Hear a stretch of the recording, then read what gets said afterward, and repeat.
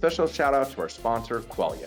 Qualia is the category-creating digital closing platform used by thousands of lenders across the country to seamlessly work with their title and escrow partners.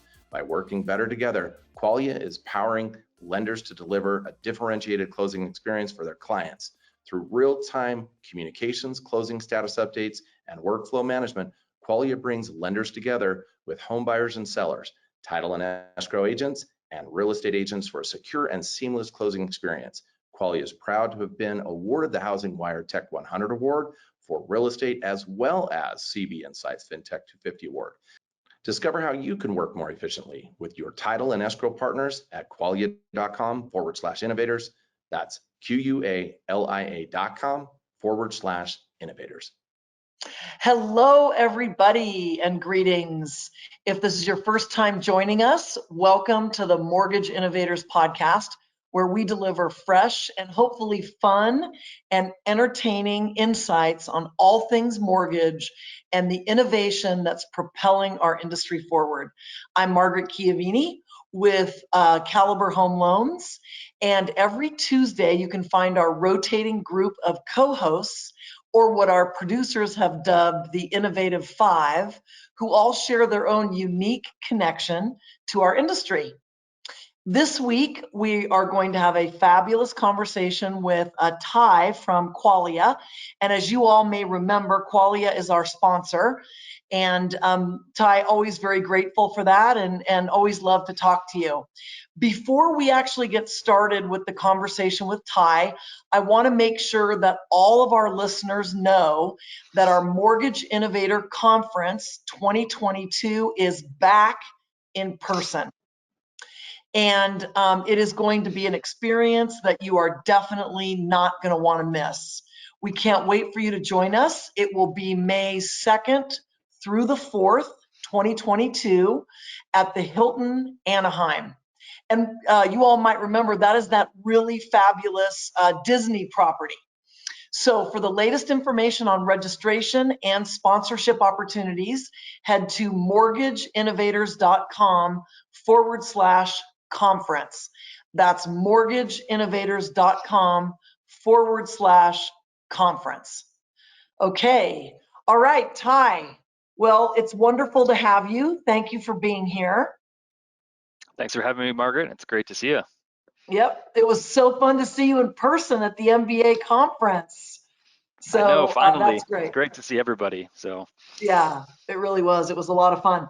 All righty. Well, you know what I'd like to talk to you about today. We know that rates are going up. We are already starting to see margin compression. We're starting to see volume going down. And that's going to put a lot of pressure on our lenders. They're going to have to become more efficient.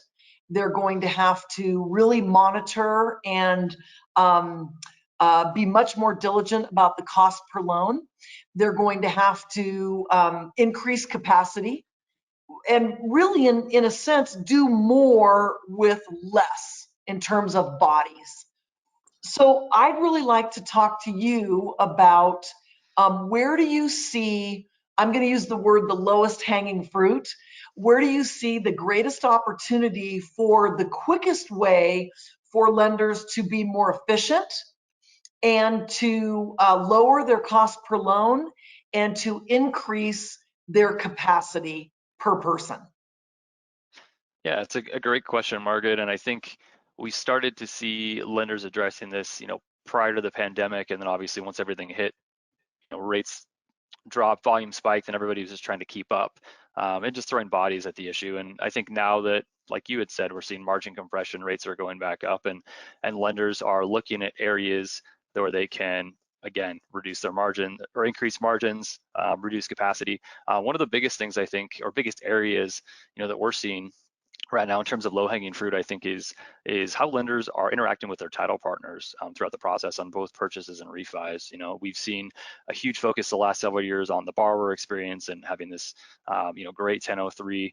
I would say over the last year and a half, e-closing has been the shiny new toy. But I think one of the next areas to really impact operationally is going to be in how lenders are interacting with the title companies. And e-closing is a part of this, but I think that starts way further up the workflow, towards the end of the point of sale in the 1003 when the processor is placing their initial order. So that workflow is going to go downstream all the way through closing or pre-closing, closing, and post-closing.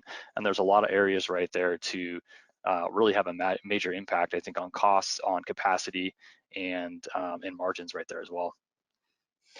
So just, for the audience, kind of walk us through, what does it look like typically the interaction between a lender and the title company?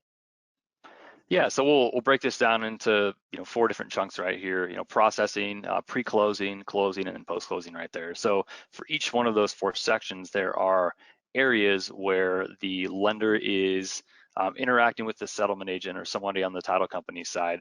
There is a combination of communication and there's a combination of document collection as well as information that's being passed back and forth in those 3 different areas. So for example, when you look at how an order is typically placed with the title company, right? And thinking about this on a purchase, you obviously have no control over the title company as a lender, but on refinance, you're typically going to work with your trusted advisors and trusted partners. So really trying to figure out how do you streamline that process from both a purchase and a refinance to create consistency. So for example, again, right now what is happening, an order gets placed, an email typically goes out. Once the order has then been confirmed by the settlement agent, there's a whole series of documents that need to be collected. Anything from wire instructions, closing protection letter, you've got different title commitments, privacy policies, tax information, going all the way through that, through scheduling the closing, collaborating on the closing disclosure. So that's a lot of back and forth, again, emails, and what we see most of the time, it's you get an email back from the settlement agent, the whoever on the processor or closer, whoever is on the lender side, they're keying in data back into their LOS, and it's a back and forth, right, or to get that final CD. Getting into the actual closing, getting copies of the closing package back from the title company, and then you've got your trailing docs as well, your post-closing docs, so your recorded instruments, as well as like your final title policy. So there are a huge, there's a pretty vast workflow that goes on, throughout the entire process to originate and close a loan. And it's a lot of just manual back and forth, emails. We talk to a lot of lenders, and sometimes it's 50 to 100 emails going back and forth. So I think that's a huge area where lenders can, tie this up and really, from an operational perspective, how do you make it so your processors and your closers can handle more loans, more loans per head count? How do you eliminate all of this manual back and forth email and ultimately reduce the cost to originate a loan, which obviously is top of mind for most folks right now. And then again, like when you're looking at secondary market, how do you eliminate a lot of those potential errors that can occur throughout the process where you are manually keying in data that's going back and forth? And if an investor or a correspondent lender purchases a loan with potentially bad data on there, what are the ramifications around that? Yeah, wow. Well, we know anytime there's a break in the system, it's expensive, and it's tough to fix for sure. So the communication basically today, for the most part, is really via email. And you were saying 50 emails per transaction on average? Sometimes, absolutely. I mean, the data that we're getting, sometimes it's upwards of 50 to 100, depending on who you're talking to, and that's a lot of emails. And quite frankly, too, there's sensitive information that can be shared back and forth between both parties, and if that's going back and forth via email, that opens up a significant amount of risk right there because you're sending sensitive information in an unsecure environment. Yeah. What I was thinking about is there's so many opportunities for error, because what if I send you an email and there's a part of the email that's really important, but you miss it for whatever reason, and then that doesn't get done, that could create, more delays and then lots and lots of touch points. And every time there's a touch point where it's, human touch point, there's opportunities, for error and for delays. It seems like it's very archaic, that it's a process that definitely needs efficiency.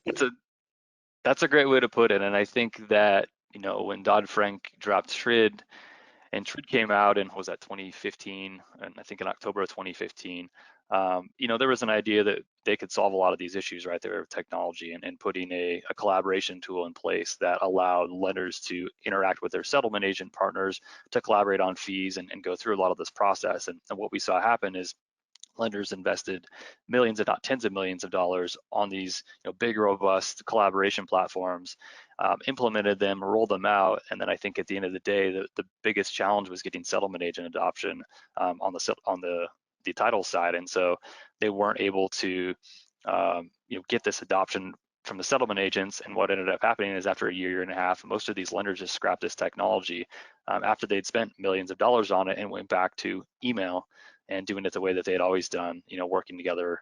Now it's obviously the CD versus the old HUD, but same process, and just like you said, very archaic manner in how they're sharing documents and data and then keying in a lot of this data manually, which, just like you said, Margaret, it really opens up a lot of risk for opportunities for errors right there. Yeah. Well, it's interesting when you say they attempted a new technology and then in essence went back to the old one. And I think that happens unless there's a very strategic approach to the project of implementing new technology. And we've talked about this in previous podcasts where you rely on your trusted partners to help you so that you anticipate the breakdowns as you're rolling something out. And that's why it's all very important. We talk about that mortgageinnovators.com produced a white paper on how to pick a technology vendor, and just very, very useful, how you coordinate all of that. And I think that that helps the lenders be successful and not have to go back to the old way. Yeah, you nailed it on the head, and that's something that there's been a lot of data this past year too, not to get sidetracked, but this is what's going on in the e-closing space, I think, right now as well, where folks have invested a lot of time and resources to put, whether it's a hybrid or a fully closed solution together, but the implementation process, how all of their systems are talking together, it's not quite worked out, and we're seeing a lot of hiccups, I think, in the process of everybody trying to fit all these pieces together because there's not a sound strategy in how to do so. Yeah, for sure. So I always love to have the juxtaposition between, the challenges that we talked about now, lots of emails, lots of back and forth, lots of touch points, lots of opportunities for errors. Can you kind of walk me through what does the future look like, sort of solving those issues and making it more efficient? I'd like you to kind of help the audience understand what does it look like in its most efficient form as we know today, and then what are some of your speculations of what that will do as it relates to cost per loan, to efficiency, and to increasing capacity per person? That's a really good question. So I think, to answer the first, in the perfect world, I think if you look at all of these different requests, so whether these are document requests, information requests, going back and forth between the lender and the title company, most of these can be standardized because they happen at the exact same part of the origination process in almost every single loan. So obviously there can be exceptions, and there's always going to be one-offs, but standardizing a lot of this so it's automated. So, once the order is placed, that fires off in the background and it opens up an order to the title company. Once it's accepted, it keys off a whole series of additional requests to collect documents and data and different, the necessary pieces of information in order to close the loan right there. And so from the lender's perspective, automating a lot of that behind the scenes is going to minimize the errors. I also think there needs to be a better way to communicate as well. Again, email is great, but being able to keep a lender at the end of the day, their core system of record is their LOS. And so your processors, your closers are living in their LOS. So finding a way where the lender teams can actually communicate with the settlement agents, through their LOS or within some kind of integration right there. So they're not having to go back out of the LOS. Same thing when documents are returned, they're getting returned through a secure environment. They're getting pushed right in the appropriate buckets in the LOS. So standardizing and automating a lot of those touch points from the lender's perspective is really gonna, at the end of the day, increase capacity. So, processors, closers, are going to be able to handle more loans, per body count or per head count right there. It's going to reduce the cost to originate a loan. Just if you look at how much it costs to originate a loan and the admin and the body costs that are associated with that, being able to reduce some of those costs right there. And then I think on the flip side, something that we're also seeing, and we've talked about it, I think on some previous conversations is around what we call portal fatigue. So both the lenders and the settlement agents have all of these portals to log into, and especially on the title side, they could have 50 or 100 different portals to log into because they're working with all these different lenders, especially some of these larger national title companies. And so same thing on the lender's side. It's now I've got to log into 4 or 5 or 6 portals in order to get this loan closed. So how do we minimize the portals? How do we do direct integrations into our LOS or wherever the core system of record that particular user at the lender is working in, and really automate a lot of those tasks so they can fulfill their job requirements and duties without having to go into all these different systems right there. Wow. Would it be too simplistic to say that kind of in the ultimate, the request is made and then all of the various items that have to happen are in a workflow and they happen automatically? Is that? Yeah, you're spot on right there. So exactly, the workflow items happen automatically or mostly automatically, and they're all going to be triggered based upon conditions, milestones, or dates within the workflow right there that have been pre-configured. Okay, so then I'm the processor, I generate the request, all these other things happen, and then when it's ready, the data comes back automatically to my LOS and then gives me a notification that it's ready and I can go in there and I can look at it. And as you said, that's basically my record keeping area, and then I can go right there and I didn't have to email back and forth and basically have all of these manual touch points. Yeah, you hit the nail on the head right there, Margaret. I think that's the ideal state. And then I think if you look at it from an audit perspective as well, if your loans are being audited several years down the road, you don't have to sort through 50 or 100 different emails to find all that information. That audit information is right there stored, in the LOS, or it is attached to that loan wherever it's going to be sold right there. Wow, that is pretty cool. You're right. It will produce efficiency, reduce cost per loan. And, to your point, if let's say that the processor can handle 20 loans, I'm just making that up, there would be a huge increase in terms of what could be done because there's very little touch points. The automation is actually taking care of it. It's always fun to talk to you because it makes me think about, and I know we're saying the future, and a lot of this is happening right now. I mean, you're really a trendsetter and a trailblazer in terms of what Qualia is doing to automate that portion of the process. But it just reminds me of all the neat things that we have to look forward to. Yeah, it's really fascinating, and we're working on accomplishing a lot of these things that we just talked about right now, and that's part of what Qualia is trying to do. But I think there's so much opportunity for innovation across the industry right now, and as has been the last couple of years, that we're really seeing a massive change in just terms of, again, how lenders are originating loans, how we are increasing capacity, how we're reducing the cost to originate a loan, again through technology automation instead of bodies right there. And I think it also opens up a lot of opportunities internally for lenders who may have employees. Like post-closing is a great example, right? Post-closers have a very monotonous job and monotonous role. So if you can automate some of that, are there other areas within the origination process or within lending or servicing that you can take these post-closers and reallocate them so they can have much more impact, not only on the process right there, but also more of an opportunity to grow with their suite or grow their skill set, for promotional opportunities within the company right there as well. Yeah, that's so great. Well, it's always so fun to talk to you, Ty. Thank you so much. We're coming to the end of our episode this week, and we just, really want to thank you for not only being here today and educating us as we prepare for the changes in our industry with the margin compressions, but also thank you for the support of the podcast. We really appreciate Qualia.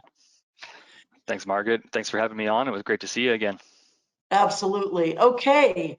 So for our listeners, thank you so much for tuning in to today's episode.